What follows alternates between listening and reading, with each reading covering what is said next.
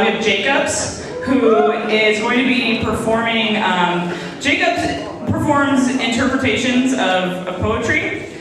He's doing this for his college speech and debate team. Poetry interpretation requires no set, costumes, or props, and focuses on a central message throughout the program to bring light to particular issues and topics. This topic in particular focuses on people who are just a little different. So he's going to come out here and do that for you, and I hope you guys enjoy it.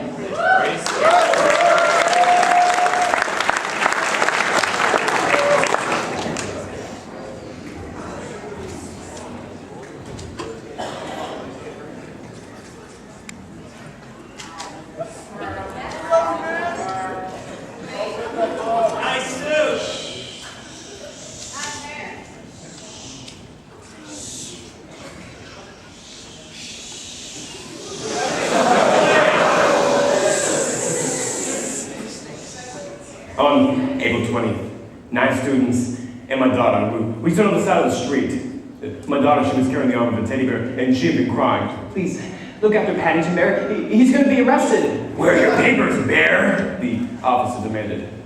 He's my best friend. Please, don't take him away from me. Honey, let me explain it to you this way. Illegal immigration is getting quite outrageous, and that bear could be carrying something contagious. He's just a teddy bear. Please don't take him away from me. Honey, just give the officer the bear. They'll just lock Paddington in a cage to avoid the risk of flight, for he doesn't have human rights. That's all that happened to Paddington Bear. They could have taken my daughter without any care.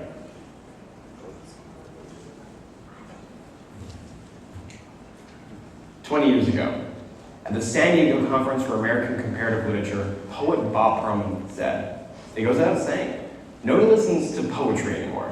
And then the question becomes, who's Bob Perlman? Perlman led a roundtable discussion on the marginalization of poetry.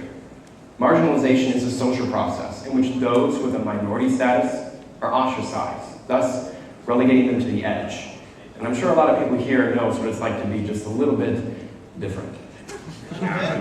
This poetry program illustrates what Perlman meant with April 20th by Aaron Johnson, Outside by Emmanuel Xavier, Marginal by Shane Luchins, and The Marginalization of Poetry by Bob Perlman.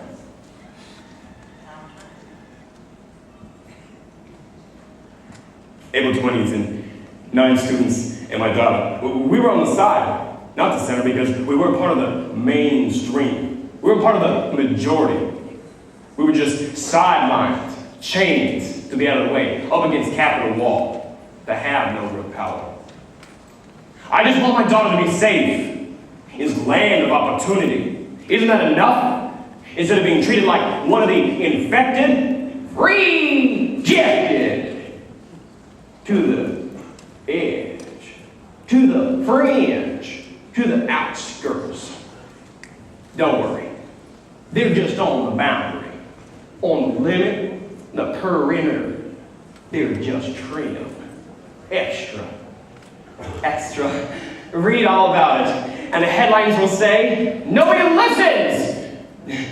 When a gay man talks about being gay, or when an immigrant complains about the border, or when a white man talks about race. How can no one listen to the margins? However, we're just middling here at the midpoint to convene here at the central, the hub, the core. Welcome to the meeting. Welcome inside. Don't worry, they're still left out. Listen. To the outside. Hypocrisy exists in our world today when those of us that are out can only move so far in.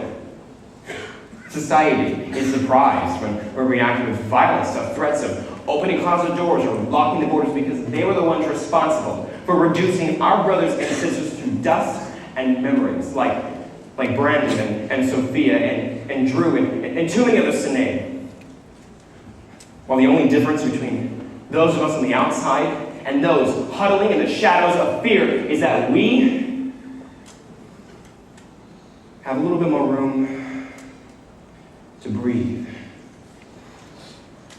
For the smell of equality is only truly found outside, where there are no limits or debates on legislation or sex and desire, and skin is a right to physical expression between consenting adults.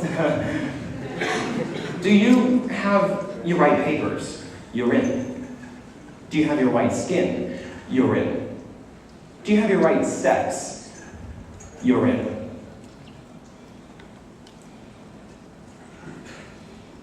April 20th, and 9 students in my daughter stood on the edge. Over there. Look. Look at how far the margins have become. I mean, one side's more worried about men without skirts, while this side's more worried about men in brown dirty shirts. Well, our side is all lined up, ready to keep our American pies to ourselves. But when we're done mowing lawns and eating Taco Bell Mexican pizza, we'll look at the wall and wonder how many bodies can fit on the other side before it crumbles like a piñata in the shape of Paddington. And so we stood chained in a line at the side, on the edge, at the margin. I'm Martin. How cute. How trivial. How secondary. How minor. How unimportant. They aren't the middle, so there won't be a problem. Hello. Listen. Let's move poetry away from the margins. How about margins that aren't simply metaphors? How about poetry that isn't a kind of fetishism contributing to the alienation of gays and browns and women's and lesbians and trannies? And we've been the object of history, but no more. It's time to finally get our story told on the stage. We're complex. But the notion of multiplicity doesn't erase the notion of social positioning. Should poetry discuss the margins? Poetry has a duty to fully represent what's most human in all of us and to return us to the public center. Poetry should not be edged out by eloquence and oratory. It just obscures the truth and is organized by the state. Poets don't read history. Poets read philosophy. Here's the circumference of the situation. Here's my philosophy. Our horizons will remain bright and brimming as long as we can keep those that are unnecessary away from the central necessity. April 20th, and 9 students in my daughter stayed and fought, but they were restrained and detained, and I tried to get to them as quick as I could, and I was just sidelined like a concrete wall. And when I came to, I was surrounded by 4 walls that weren't my own, in an aid station, being spoken to in a tongue I've long since forgotten, my mother's tongue. There, on the table, in a box, there was a teddy bear. It had a wristband, and it said, "Contraband, field destroy." And then when I looked at my wrist, it was chained to the hospital bed, along with all of my hopes and fears. Here's my solution. My solution for everything. Promiscuity. Sure, a lot of people don't like that. But the only tent big enough I have for all of you is my bed. What does it matter if it's in the middle of my room or in the middle of the street? Before you get to the middle of the bed, pray. I pray that the next one is Muslim, so I can learn to love what I hate.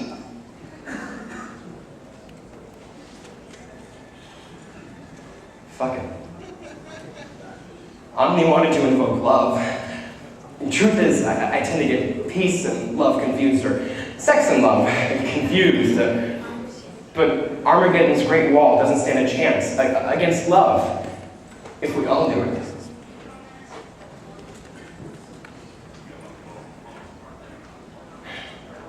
I guess there's no sense in trying anymore. I don't have the right papers. I'm out. I don't have the right sex. I'm out. I don't have your right skin. Or I'm not on your side. I'm out. I'm on the margins.